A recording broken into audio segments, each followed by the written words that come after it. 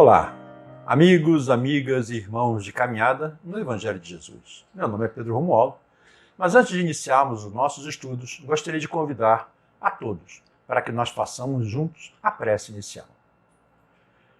Vamos fechar nossos olhos, respirar profundamente e elevar o nosso pensamento ao Pai, tendo como imagem a presença do Mestre Jesus à nossa frente. Graças a Deus. Graças te damos, meu Pai, por esse momento, por essa oportunidade de estarmos aqui reunidos em Teu nome, na busca incessante de um estudo, do estudo sobre a compreensão das Tuas leis divinas, para que nós possamos enriquecer a nossa caminhada e possamos fazer o melhor, mas através do Teu amor, da Tua bênção, para que possamos atingir a nossa evolução. Que as mensagens que serão trazidas possam trazer o alento, o conforto, o esclarecimento a todos nós, encarnados ou desencarnados. E juntos, damos todos juntos, graças a Deus. Muito bem, meus irmãos. Nosso encontro, mais uma vez, do estudo do Evangelho de Jesus através da nossa querida Fake Online. Um canal criado, como sempre digo, com a intenção de darmos uma pequena contribuição na divulgação dos ensinos de Jesus.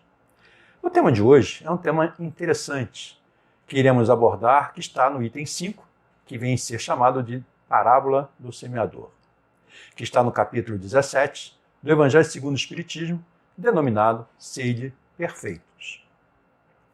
A parábola do semeador faz parte do pequeno grupo de parábolas relatadas nos 3 evangelhos sinóticos. Também faz parte de um grupo ainda menor das parábolas que Jesus explicou a seus discípulos com uma forma muito detalhada, bem esclarecedora, para que não houvesse dúvidas.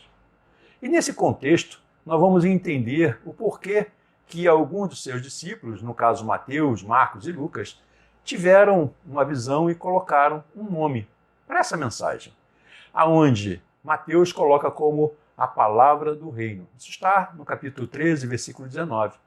Marcos já intitula a palavra, que está no capítulo 4, versículo 14. Ou a palavra de Deus, colocada por Lucas no capítulo 8, versículo 11. Isto é, os ensinamentos do Mestre Jesus, como eles percebiam e como eles relataram nas suas mensagens. Né?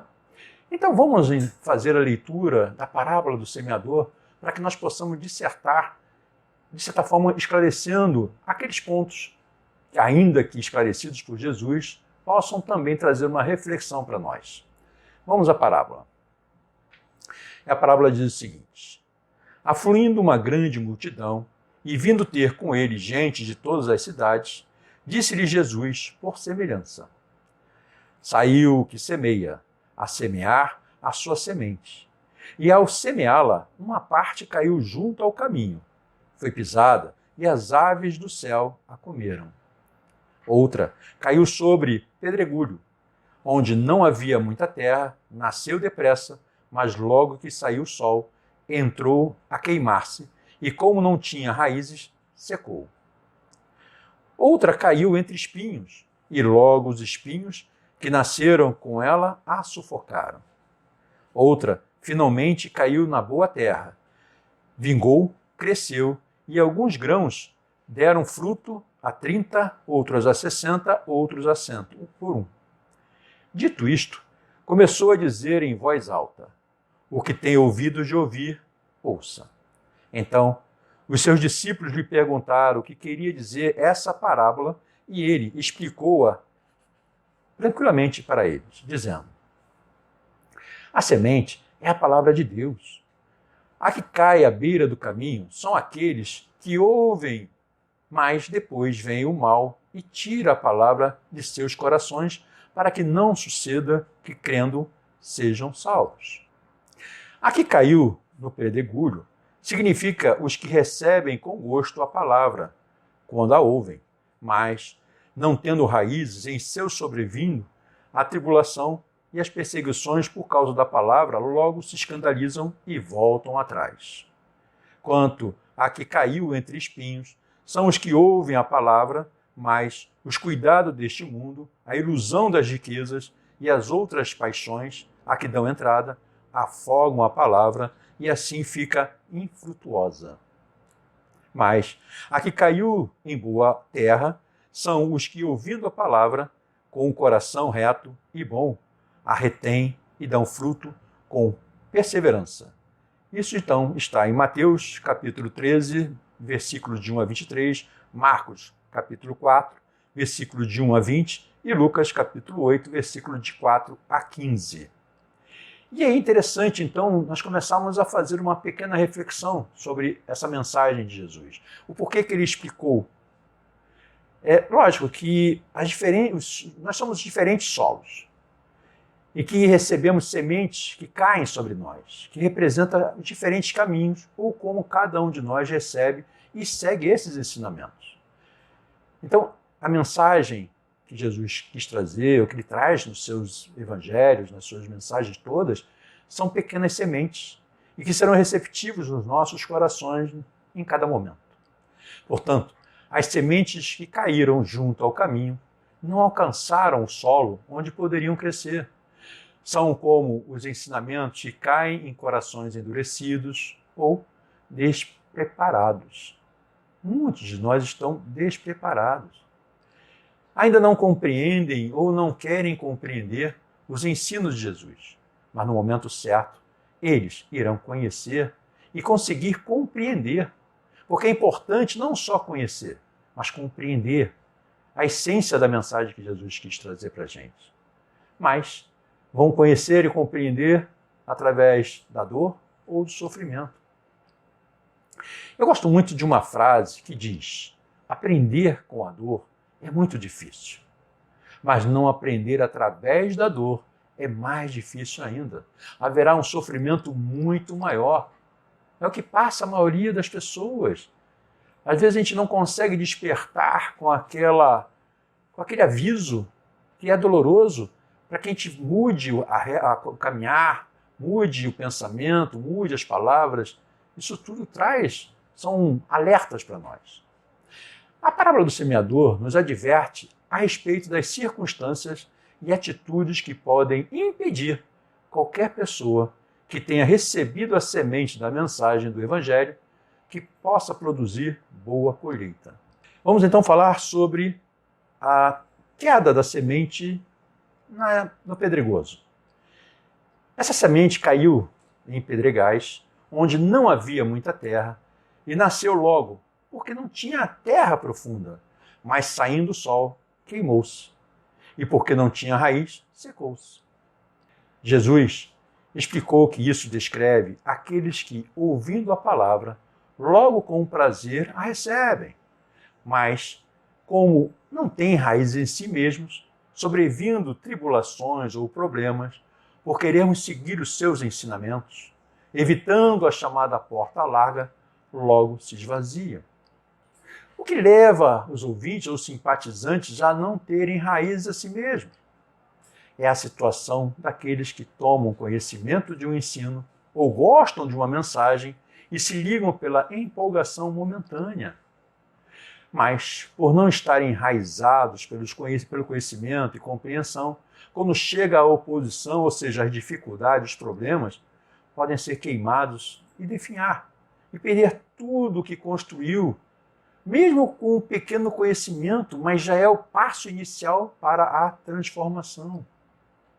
Se não estivermos enraizados nos ensinamentos do Evangelho, e se não formos praticá-los, qualquer um de nós pode desenvolver um coração endurecido, um terreno pedregoso para as sementes do Evangelho e os espirituais. O alimento espiritual é necessário para a sobrevivência espiritual, especialmente em um mundo que se afasta cada vez mais da crença em Deus e nos conceitos absolutos do certo e do errado. Chama atenção, a internet amplifica as mensagens que ameaçam a fé e, por isso, para ficarmos firmes, precisamos nos conscientizar cada vez mais das verdades espirituais e estarmos atentos a cada momento. Vejamos se não acontece com muitos de nós, principalmente com os jovens. Um exemplo específico. Quantas vezes estamos preocupados em estarmos enviando mensagens, sussurrando, jogando videogame ou fazendo algo que nos priva do alimento espiritual essencial. Estarão danificando suas raízes espirituais e tornando-se solo pedregoso. A semente do espinho. Jesus ensinou que outra caiu entre espinhos e, crescendo, os espinhos a sufocaram e não deu fruto. Ele explicou que esses são os que ouvem a palavra, mas os cuidados deste mundo e os enganos das riquezas e as ambições de outras coisas conseguem sufocar a palavra e fica infrutífera. Essa é certamente uma advertência para todos nós, onde quer que estejamos em nossa jornada espiritual. Todos somos tentados por isso. Cautela, muita cautela a observar como nós estamos caminhando no nosso dia a dia. Quais são os valores que nós estamos dando. Quando as atitudes ou prioridades visam somente a aquisição, o uso ou a posse de bens, que chamamos a isso materialismo. Tanto é falado, tanto é dito, tanto é escrito a respeito do materialismo, que não se precisa falar tanto. Os que acreditam que foi chamado como prosperidade sofrem devido aos enganos das riquezas. A posse de riquezas ou uma renda significativa não é um sinal de graça celeste, assim como a sua ausência não é uma prova em desfavor celestial.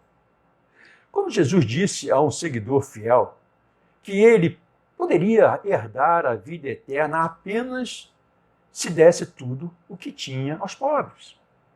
Não identificou o mal na posse de riquezas, mas sim o mal na atitude daquele seguidor em relação a elas.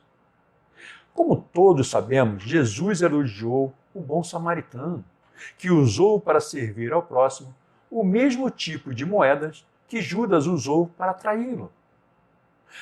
A raiz de todo o mal não é o dinheiro, mas sim o amor ao dinheiro.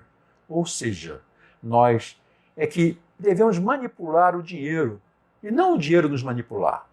Se for o dinheiro que nos manipula, certamente teremos problemas. Há passagens, inclusive, que o povo começava a voltar o seu coração para as riquezas e para as coisas vãs do mundo, comparando que quem tem abundância de coisas materiais corre o risco de ser espiritualmente sedado pelas riquezas e outras coisas do mundo. Vale lembrar que o Espiritismo não é contra a riqueza. Não há um livro na literatura espírita proibindo ser rico. O que há é a observação de como lidamos com a riqueza e da mesma forma como lidamos com a pobreza. Isto é, as questões que envolvem uma e outra, que podem trazer dor e sofrimento, se nós não estivermos atentos como nós estamos vivenciando essa condição. Já os espinhos mais sutis, que podem sufocar o efeito da palavra, do Evangelho em nossa vida, são as forças mundanas que Jesus chamou de cuidados e riquezas e deleites da vida. Esses são numerosos, que a gente poderia citar. Mas certamente, naquela ocasião, Jesus repreendeu Pedro, seu apóstolo sênior, dizendo: tu me serves de escândalo, porque não compreendes as coisas que são de Deus, mas só as que são dos homens. Compreender as coisas dos homens significa colocar os cuidados desse mundo antes das coisas de Deus, seja em nossas ações, em nossas prioridades, em nossos pensamentos. Rendemos-nos ao prazer da vida.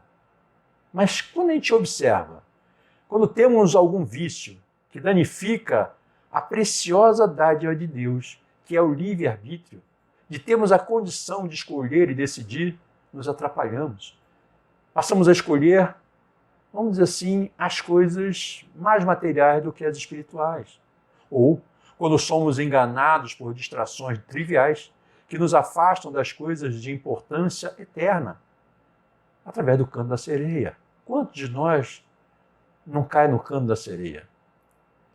Ou, quando temos a mentalidade do direito adquirido, que debilita o crescimento pessoal necessário para qualificarmos para o nosso destino eterno. Ou seja, esquecemos que somos espíritos em estágio nesse corpo de carne. Isto é, nós não somos esse corpo de carne.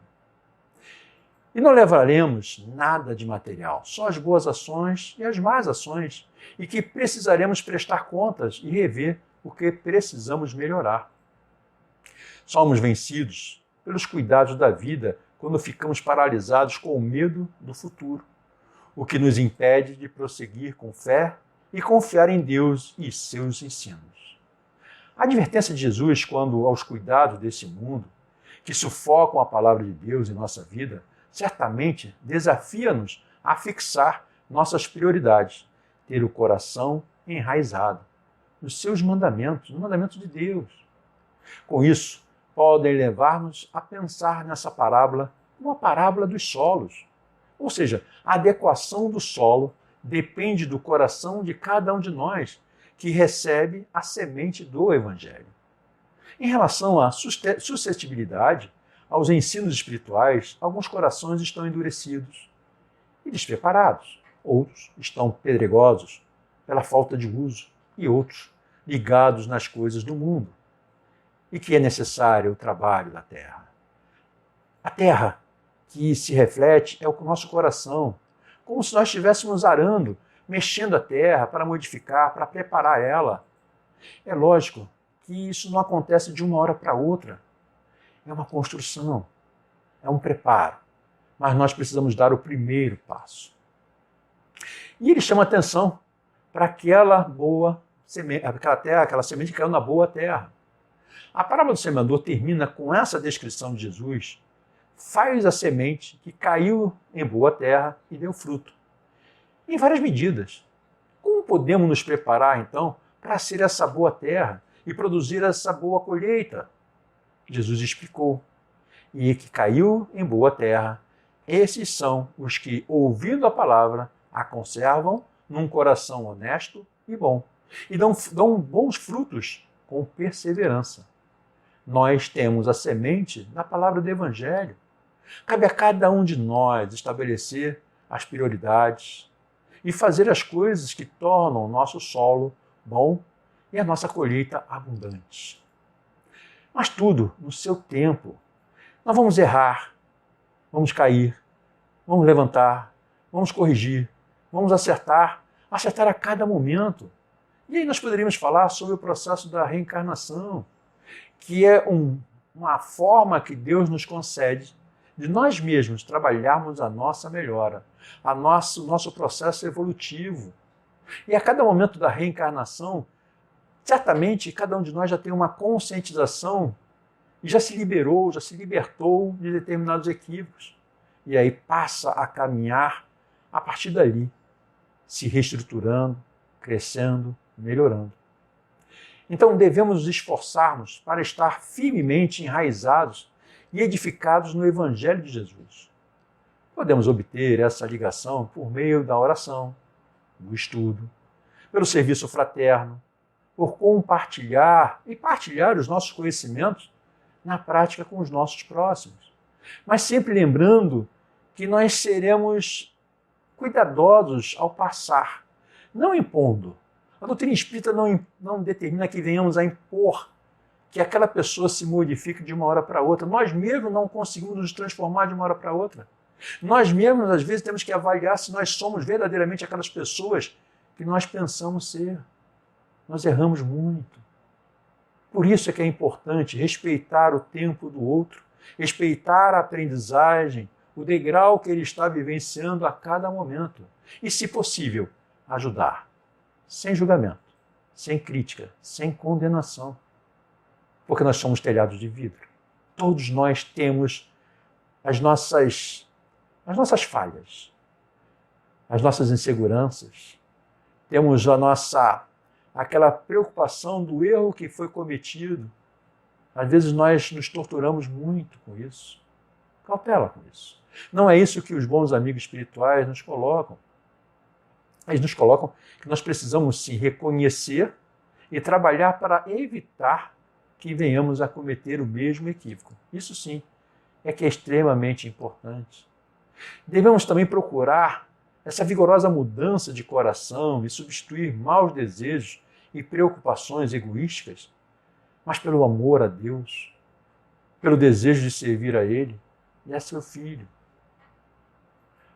Quando nós vemos nesse processo reencarnatório, de reencontros múltiplos, onde nós podemos entender e lembrar que a família, um nome que Deus colocou, que na verdade é o reencontro de espíritos simpáticos e antipáticos, solidários entre si, que necessitam estar atentos ao processo que está acontecendo, necessitam estar contribuindo para que não haja o aumento daqueles sentimentos ruins. Porque trazemos certamente, ainda que não venhamos a lembrar o que aconteceu entre nós, mas aquele sentimento muitas vezes está latente. E é isso que é o grande detalhe, para que nós venhamos verdadeiramente trabalhar. É olhar com um olhar espiritual, não com o olhar do nosso dia a dia, o olhar material, dando valor às coisas materiais, deixando de lado os nossos comportamentos, aquele alinhamento do nosso pensamento com o nosso comportamento. Porque muitas vezes nós lutamos conosco mesmo. Poderíamos falar sobre a luta que existe entre o eu material e o eu superior. O eu superior querendo realmente me conectar, me ligar com todas as energias, todas as leis de Deus, praticar, colocar em prática. Mas o eu material muitas vezes chama atenção, muitas vezes cria dificuldades, barreiras. Não só nossa, mas muitas vezes nós somos influenciados nesse nosso dia a dia, seja pela mídia da televisão, pela internet, pelo Facebook, pela Instagram, tantos outros que a todo instante estão ali. Olha isso, olha aquilo outro. Tentando nos convencer de que aquilo é importante, necessário e nós precisamos ter. Quando, na verdade, a gente às vezes compra por impulso coisas que a gente vai deixar no canto, mas se achou naquele momento que era necessário. Às vezes até para, como se diz, vamos assim, mostrar para alguém que você tem condições de comprar. É um ledo engano. Nós não precisamos fazer isso. Nós temos que viver, como os bons amigos falam, com uma certa humildade. Não as pessoas às vezes confundem humildade com humilhar-se. Na época de Jesus, ser humilde, né, como ele coloca, bem-aventurados os humildes, porque esses herdarão a terra. Naquela época, os humildes eram pessoas simples, pessoas sem aquela vontade de querer praticar o mal. Mas hoje, quando você tenta ser uma pessoa humilde, você é chamada de tola, de boba, uma pessoa que não é por aí. Nós precisamos realmente reconhecer que não é simples, dá trabalho. Dá trabalho tentar sermos realmente esse solo fértil, recebermos a semente do Evangelho de Jesus, trabalhar ela, fazer com que aquela semente vença a sua própria casca ali na terra, suba, ultrapasse a terra, chegue à superfície da terra, consiga sobreviver a possíveis pisões de animais, a comida, mas que ela possa crescer, se transformar num arbusto inicialmente, e que vem a ventania, a tempestade, e tenta derrubar ela, mas ela está firme, se transforma naquela bela árvore frutífera, por exemplo, de uma mangueira. Mas o que fez ela ficar tão rígida, tão forte, para chegar a esse estágio? Foi a sua forma de plantar. A primeira parte da semeadura, de semear ela na terra, a sua raiz profunda. E o que nós precisamos ter para ter uma raiz profunda? O estudo do Evangelho de Jesus. Inicialmente, ter o conhecimento. Depois, a compreensão. Porque conhecimento, nós podemos ter o conhecimento de já termos lido o Evangelho, o Pentateuco, algumas vezes, até saber de qual é salteado. Mas a diferença está quando você realmente compreende o teor daquela mensagem. E sobre ela você consegue praticar. colocar no seu dia a dia. Como disse antes, respeitando o momento de cada um, ajudando aqueles que precisam. E sobre a questão ajuda, muitas vezes a gente não se dá conta que alguns estendem as mãos pedindo ajuda e nós, atarefados, preocupados com algumas coisas, não damos a atenção àquele pedido de socorro, àquele pedido de ajuda. Prestemos atenção àqueles que estão chegando, que estão passando à nossa frente, que muitas vezes pedem socorro. Um exemplo, muitas vezes, são os nossos filhos, que para muitas famílias sabem o drama que é ter um filho, um ente querido envolvido nas drogas. Um filho muitas vezes faz aquilo dali para chamar a atenção dos seus pais, para pedir a eles: pai, mãe, me ama, olha para mim, não desista de mim. Olha a condição que nós temos às vezes, já em nós, uma certa raiz do amor, extremamente importante na nossa vida, para tudo que fazemos, a semente do amor. E foi isso que Jesus trouxe para a gente. Amai-vos. Amai-vos uns aos outros, assim como vos amei. Olha o quanto nós podemos fazer inúmeras coisas. E não sermos aquele que caiu na beira do caminho, na pedra ou nos espinhos. Estamos atentos. Atentos àquilo que nós podemos fazer. É lógico que cada um de nós tem uma limitação. Não tentar fazer algo que não se possa ou que não se consiga fazer. Pode ser pior. Mas ouvir. Ouvir a dor do outro é extremamente importante. Ser esse ombro amigo. Porque o sentimento da pessoa que está passando pela dor vai ser de: alguém me ouviu. Alguém está querendo me ajudar. Alguém está respeitando a minha dor. Então, que as nossas sementes possam dar bons frutos, que possam trazer o alento, o acolhimento, a ajuda para cada um desses irmãos. Encarnados ou desencarnados. Sim, porque os irmãos desencarnados também precisam. Precisam da nossa atenção. Como, digamos assim, intercessores de Deus, uma grande questão, seja para encarnados ou desencarnados, são as nossas preces. A nossa prece é a melhor comunicação, é a melhor forma de trazer a paz, tanto para um quanto para outro.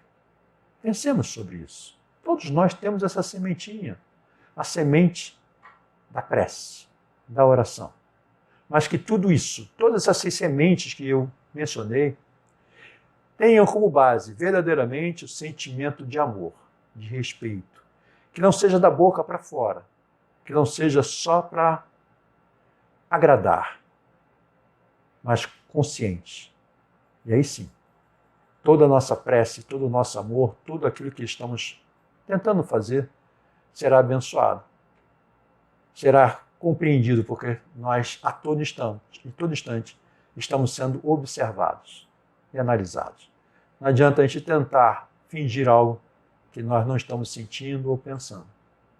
Cautela com isso. Muita cautela. Dentro desse contexto, nós estamos chegando ao final e eu gostaria de trazer a vocês aquilo que eu geralmente faço, né? O comentário do agradecimento. Agradecer a todas as pessoas que têm nos ajudado, através de suas doações, comprando produtos na cantina, na livraria, no bazar.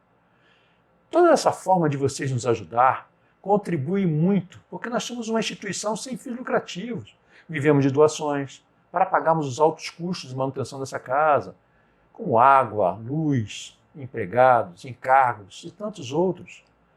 Quando você precisar, querer nos ajudar, procure ver na nossa rede social, através do nosso próprio site, que é www.fake.org.br.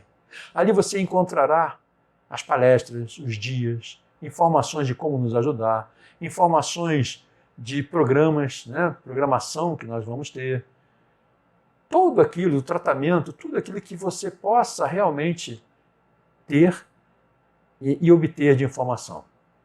Mas o importante é a conscientização de que vocês nos ajudando estará ajudando-nos a ajudar, estará nos ajudando a ajudar a muitos que vêm à nossa casa em busca de ajuda. Então, neste momento de encerramento, vamos fazer a nossa prece de encerramento, onde eu convido mais uma vez a todos, a juntos, a vibrarmos essas energias. Fechemos nossos olhos, respiremos profundamente e elevemos nosso pensamento ao Pai. Lembrando de tudo aquilo que recebemos ao longo dos últimos dias, o quanto nós fomos abençoados, para que essa energia produza a gratidão. Graças a Deus. Graças te damos, meu Pai, por esse momento, por essa oportunidade.